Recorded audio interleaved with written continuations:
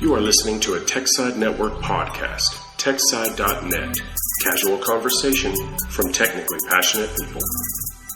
This podcast contains harsh language and covers adult topics. You will be challenged by views with which you do not agree. We may not be politically correct, but we are correct about politics. Boy, do our government schools suck. Not a single person I have seen talking about gun rights has been speaking from principles. They don't seem to know what they are fighting for, except that they like their pew-pew sticks. I'm sure that there are some people who understand what I'm about to present, but they are far from the loudest voices. If you cannot defend your assertion that you have a right to own a firearm, all the way down to ethical roots, and preferably all the way down to the facts of reality itself, you don't have a leg to stand on. Don't get me wrong, those advocating for gun restrictions are just as bad, but I don't have as much of a visceral reaction to them. At least they know once they fight. Think of the children, and society would be so much safer if, and no guns equals no violence. These bromides are wrong, but they are consistent, and that is why they are winning. In any contest of morality, it is always the most consistent side that wins. When defending your rights, yelling, "But the Second Amendment says," has no weight, if you don't know why it says that. And you can't cop out and say, "The founders thought that blah blah blah."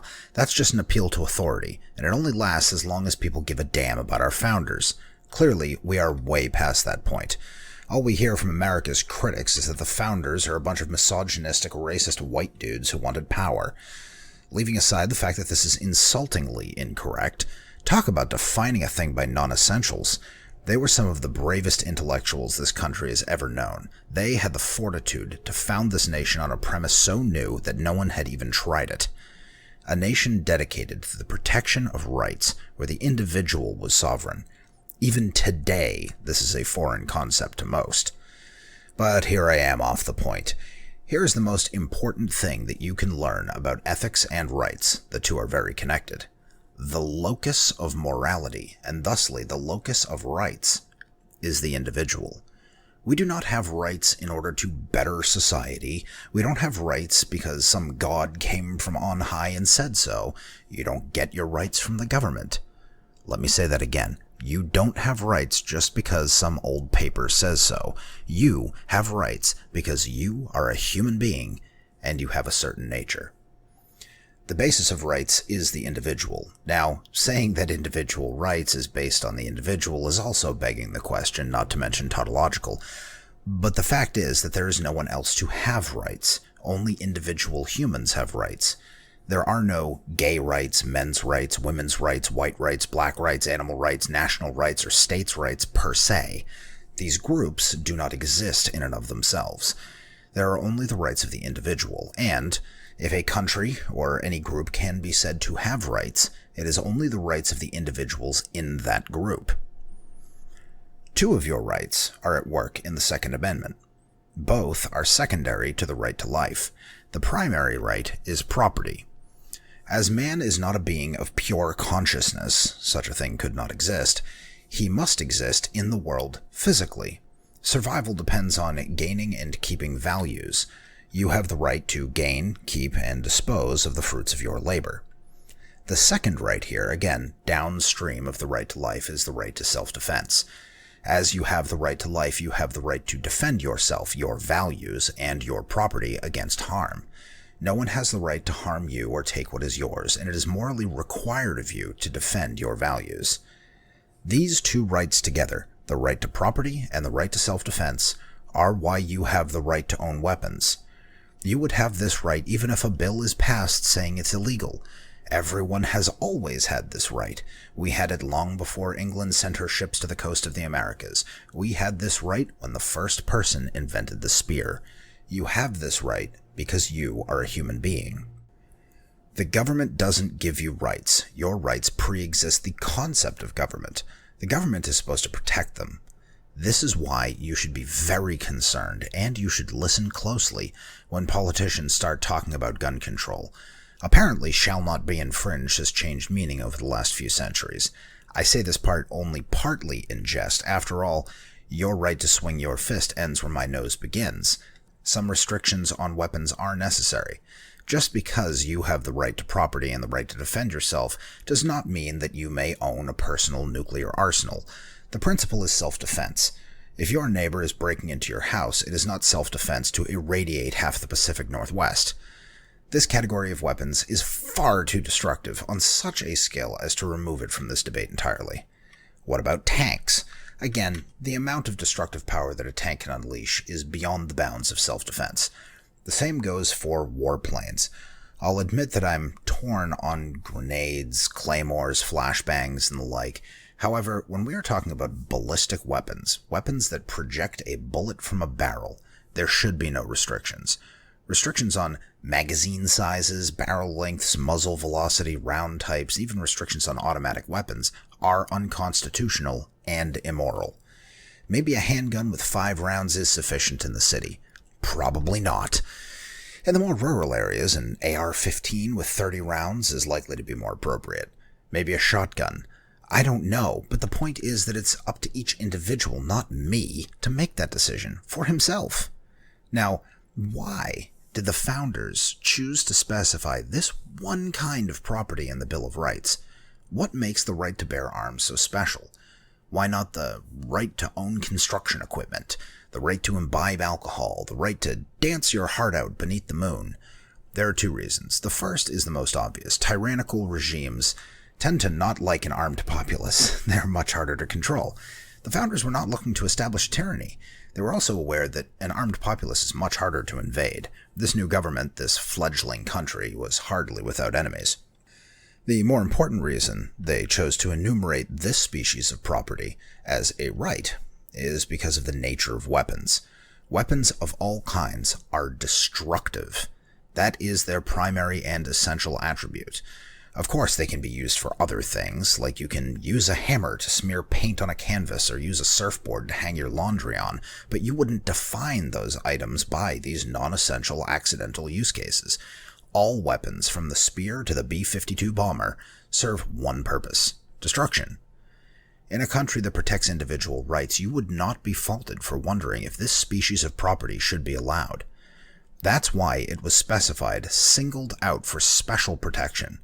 It was reasonable to assume that someone would make this very point and argue that weapons should be removed from the general populace. This was anticipated and headed off by codifying as the Second Amendment the protection of the First.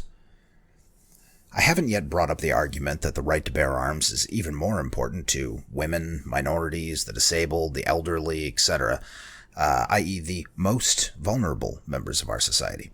I didn't bring it up because I like to argue from broad principles tied to reality and not appeal to concretes and appeal to emotion. You can clearly see, however, who wins a confrontation between 3 large thugs and an old man. Why would you want him to be defenseless? Let him protect his life and his rights. Let him use the great equalizer and have a fighting chance. Now, I always look for the best of intentions in people, probably to a fault. I want to believe that our leaders are trying to find a solution to the panic that is caused when someone improperly uses a weapon. To be certain, it is always a tragedy when someone is killed in an attack of any kind. I want to believe that our government is not pushing a cynical policy to disarm the populace. However, regardless of my convictions, my naive delusions, and my beliefs, the end result is the same. The protection of your rights is eroding. Once that protection is gone, it is very difficult to get back. It may even require the use of weapons. Remember what I said. Your rights are not granted to you by any government. You have rights because you are a human being. Now stand up and act like one. And now it is time for the tweet of the week. Alexandria Ocasio-Cortez said a thing. Oh joy, oh rapture. Let's all get a little dumber for having heard it, shall we? Regarding billionaires, AOC says, quote, "To be ethical, you need to give up control and power. So I don't want your money as much as we want your power. The people, not me." End quote. Whoa, Nelly. There is a lot to dig into here in just 2.5 sentences. Let's hit the low-lying political fruit first. Notice the subject switch in one sentence. I don't want your money so much as we want your power. She's using the people as a shield. She knows that someone needs to represent the people. This, combined with, quote, you need to give up control and power, unquote, reminds me of this quote. The man who speaks to you of sacrifice is speaking of slaves and masters, and intends to be the master. Ayn Rand. If we dig a little deeper, we will see why this assertion really is abjectly evil. It equates economic power with political power, as if they were interchangeable. The two could not be more dissimilar. Economic power is the ability to offer a product or service. The more power you have, the better product you can offer for a cheaper price. Your customers, clients, vendors can all choose to trade with you if it is to their benefit, and they are free to walk away. Economic power is the dollar. It is win-win trade. Political power is force, coercion. It is a gun.